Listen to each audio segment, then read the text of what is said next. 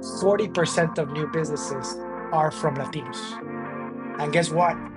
Less than 1.3% of capital flows back into our community. That's a glaring disparity I cannot ignore, and we should not ignore.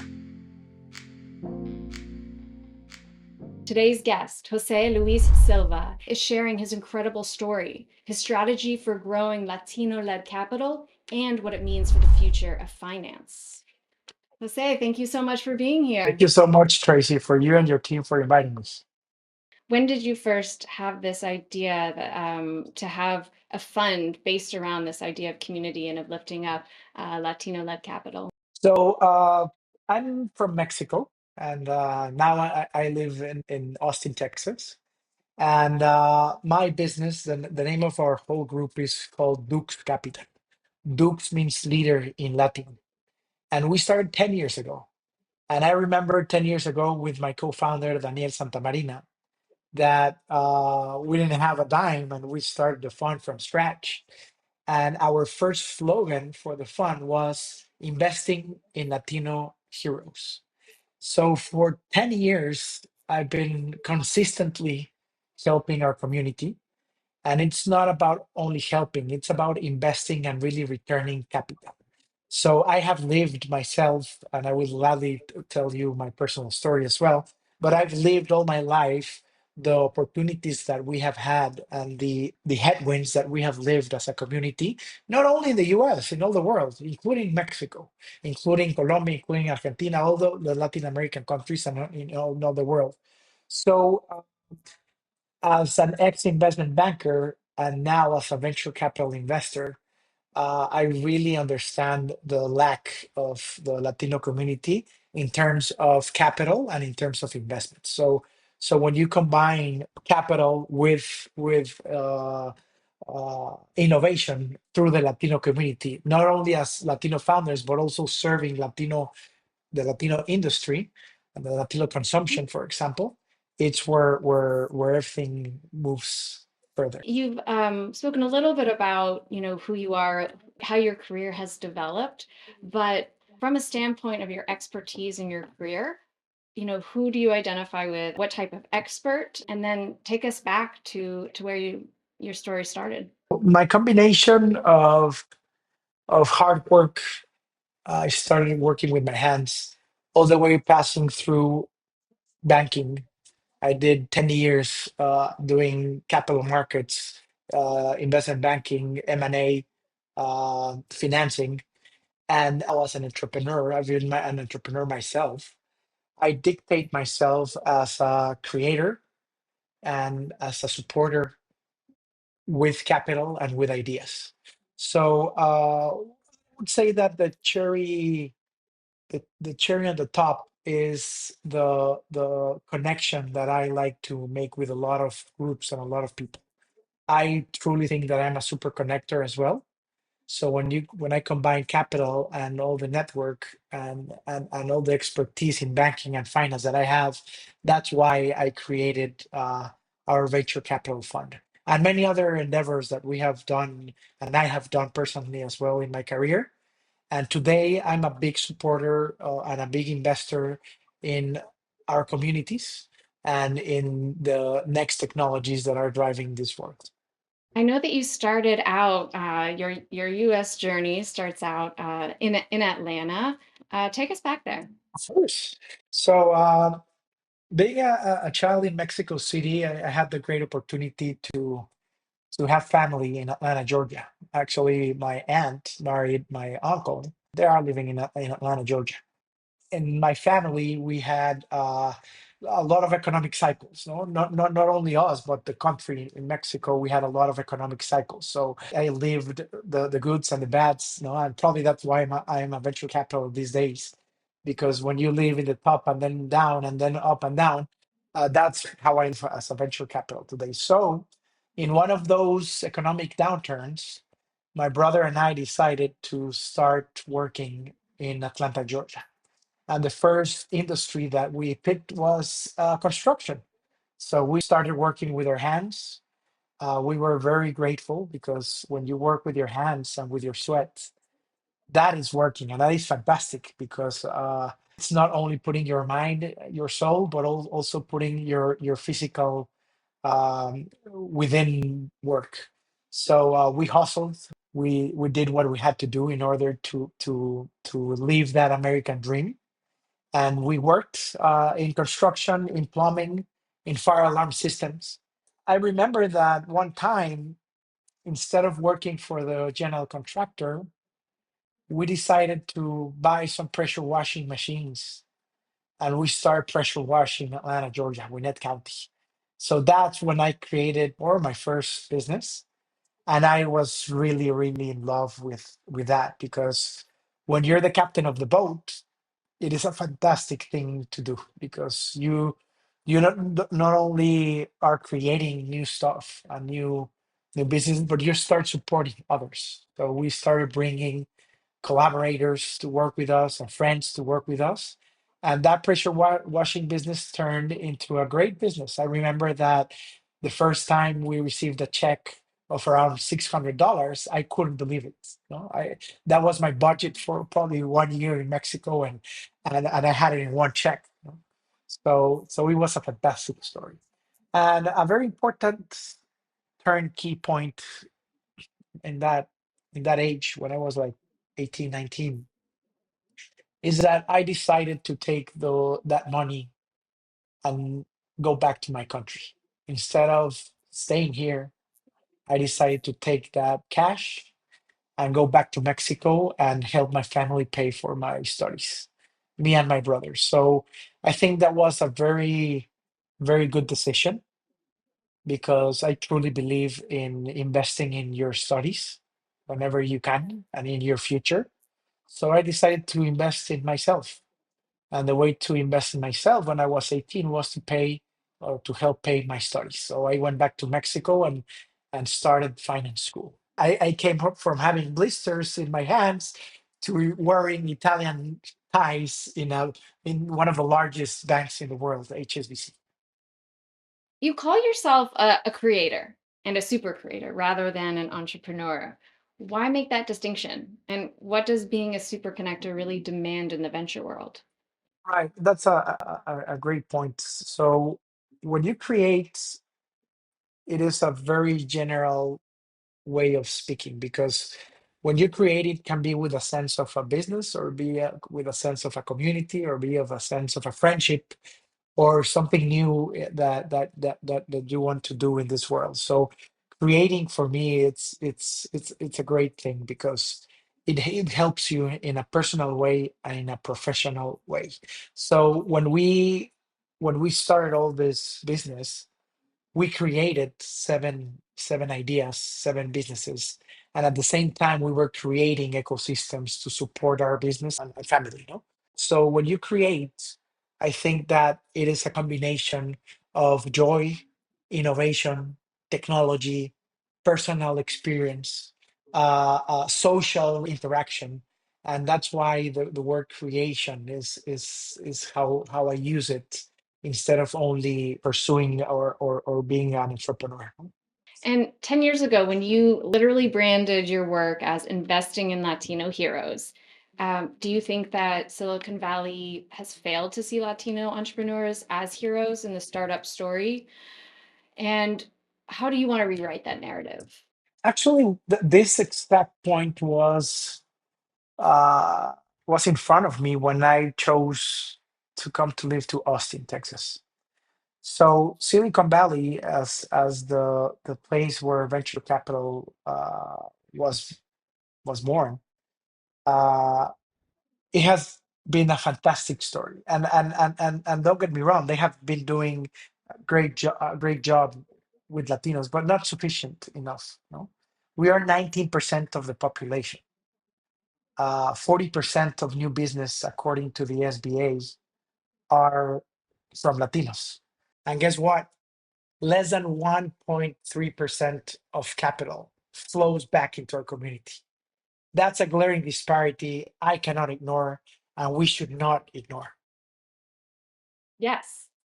What was the response from the public, from the VC community, when you started to really be successful in your new fund? when we came to the US with the Duke's Capital flag, it was 5 years ago, and I COVID was difficult. So I at the end I came with my wife and my first kid to the US 3 years ago. And when I landed in Austin, and these days it's the same thing, I'm usually the only person in the room doing what I do, which I really love. I think back to the creation piece, when you create, sometimes you are the only in the room, the only one in the room. So from a Latino investor to Latino entrepreneurs, I'm usually the only person or one of the few doing that where I am. So people were great about it. People really opened up and gave me a great warm hug. And especially here in Texas, people was fantastic. There's two sides of the equation. I also have received anonymous texts saying, "Hey, you're not from here. Hey, why do you come tell us what to do?" Stuff like that. That it was impressive, no? A very positive experience. And today, 85% of my investors are in the US. When I came here, it was the other way around.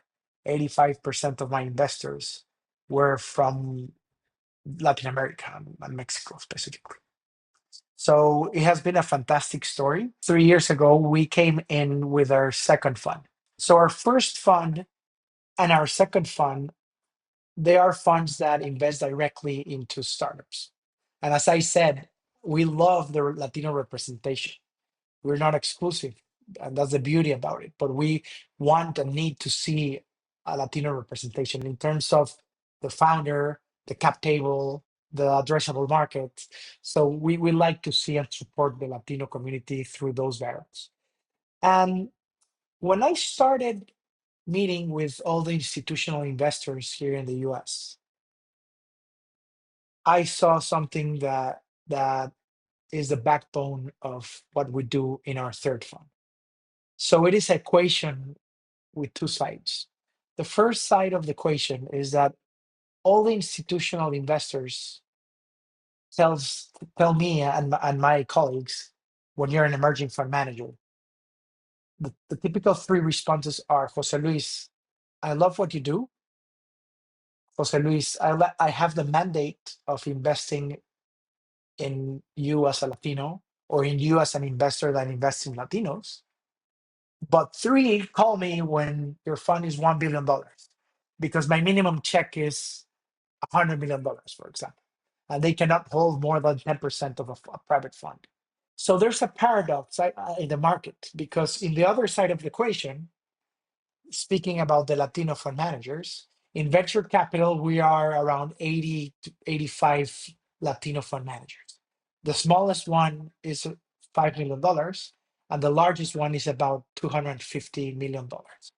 So none of us can access the large institutional investors because of our size and because the venture capital business in the Latino fund managers is very, very, very young compared to Silicon Valley 60 years ago.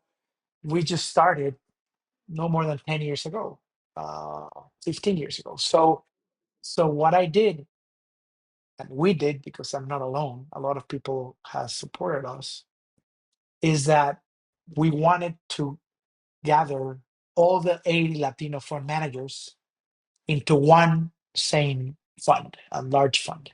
So we created Alma as the first syndicate fund, and together with a sufficient volume and a sufficient value, we will be able to fundraise capital and really bring capital, especially from the pension plans, into the Latino community and other communities. So the group is around $5 billion assets under management, and we will start with the first $1 billion checks for the group. So we will be able to invite institutional investors to invest as a group in one shot to all the funds that comply with the diligence and with the institutionality of institutional investments. So what I did is, in order to change the system, was to start convincing all of our stakeholders and really putting Alma in their hands as well as their personal project. And that can be seen with the combination of two things. Our advisory board, I have partnered with humans that I never expected to partner in my life. Amazing, amazing, amazing business people, Latino and non-Latino as well, that are part of Alma. We have 11 advisors that have many, many, many more years of experience than I do. And the other side of the equation is inviting our Latino fund managers to become part of the system. So all the Latino fund managers that will be part of this project will share an economic compensation of being part of the group. So imagine an investor coming to you and saying, "Hey, I want to invest in you, and if I invest in you, you will also benefit from my own investment in your business." So changing those paradoxes and changing those ways of work, uh, it is how we are constructing. That's incredible. And I love how we're just bringing back the themes of connection, of group, of community, and but bringing it into perspective not just as a qualitative aspect of an organization, of building something, right? As this like kind of added thing. Literally, you couldn't do this in our current system, right? You couldn't have access to that capital without connecting. It was actually like a pivotal feature uh, to moving forward. And I can completely understand, especially after hearing that, why that's so central. Definitely. When I speak to CIOs of these pension plans, they tell me, "Jose Luis, I've been trying to do this for 15 years and I cannot do it." A very important consultant, the gatekeepers of the world, which are the main asset managers for the pension plans. One of the largest ones told me, and I will never forget that, Jose Luis, if I receive 100 opportunities, 99 are the same thing. One is unique. So you are in that bucket. My joy is really changing the equation so we can create something new, especially for where I come from the Latino community. We're not in in the back of the restaurants anymore. We are all the way around. I've met Latinos in politics, Latinos leading banks, Latinos creating startups that were sold for billions of dollars. So we're gonna continue doing that no matter what. We are unstoppable. And guess what? A lot of the Latinos, generation zero like me, that I migrated from Mexico to the US, and third, fourth generations. We are that group and we're united as a whole. And again, we are here to work with everyone. The Latino will share food and drinks even before their own consumption, and they will be satisfied first if you, as a guest, will come to our house and share with us. So that is very strong and that will last many, many, many years. And my kids, I have a 5 and a 3 year old, the Latinos, they will live that and they will increase our community in the world, such as all the Latino kids that are here. Yeah, I was just thinking how you've been very purposeful in referring to the people outside of the Latino community being so much a part of what you're building and a part of the story. What are some of the ways that maybe even people watching can start to think about their place with Latinos, other minorities who are um, kept out of wealth, kept away from capital? How can people also, step up and be a part of the community?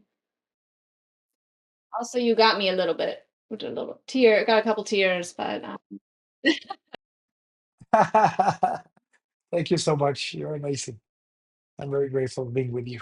So there are a lot of institutions, friends, investors, and advisors. Victor Arias is one of the Latinos that is probably the Latino that I know that knows everyone and he has constructed so many great institutions that work for the community. In terms of my industry and the venture capital industry, I'll put you an example that actually Victor and also Phil Pompes, one of my advisors and investors as well, they created together with Dr. Jerry Porras and with other Latinos. They were starting in Stanford, and they saw the opportunity to create the Latino Business Action Network at Stanford. So the Latino Business Action Network is one of the largest incubators slash accelerators and groups that support Latino entrepreneurs, not only in Stanford these days, all around the world, actually. And they created that institution that was born in Stanford, that today is one of the places where you will find the best Latino entrepreneurs in the country. So, like that, we have groups in Chicago, in Miami, in Texas that have been fantastic. I know it's not only about entrepreneurs. There's places like the LCDA, the Latino Corporate Directors Association, for example, that it is a group of Latinos that are representing and are represented at the largest and most important boards in corporate America. There are like 2,000 members, and it's fantastic individuals that have done so much great for this country. And last but not least, the institutions that gather all the ecosystem as a whole. My good friend Ramiro Cavazos, the head of the United States Hispanic Chamber of Commerce, the largest institution of Latinos in the country. It is a place that if you go there, and actually the annual convening is in Atlanta, Georgia, where I worked as a construction individual. The USHCC is a place where if you are a constructor or you are a restaurateur or you are a venture capital fund manager, it's a place where you can engage as a non-Latino or as a Latino. The Austin Chamber of Commerce here in Austin, for example, they are very, very active for the Latino community. So I think that's a way to engage with the community and also with the Latino investor, like our fund. And my dad and my mother always told me that if you work, you have better chances to be successful. So my invitation for everyone that it's a diverse individual is to continue sweating and continue working with your hands or with your mind and with your soul, with your alma. I loved that. What I'd love to do is hear about how people can learn more about Alma, about Duke's Capital, and and what's coming up for you, and stay in contact. For sure. So first of all, we receive per week around 30 startups per week. So I'm very grateful about that number because we receive founders and entrepreneurs from all around the world, actually, Latinos and non-Latinos. And if you are an investor, you're always welcome to come with us and support our fund. And I like to take that very personally because I had the fundraising team at Duke's Capital. And again, this is our 10-year anniversary and we're just starting. I plan to be here for many, many more decades.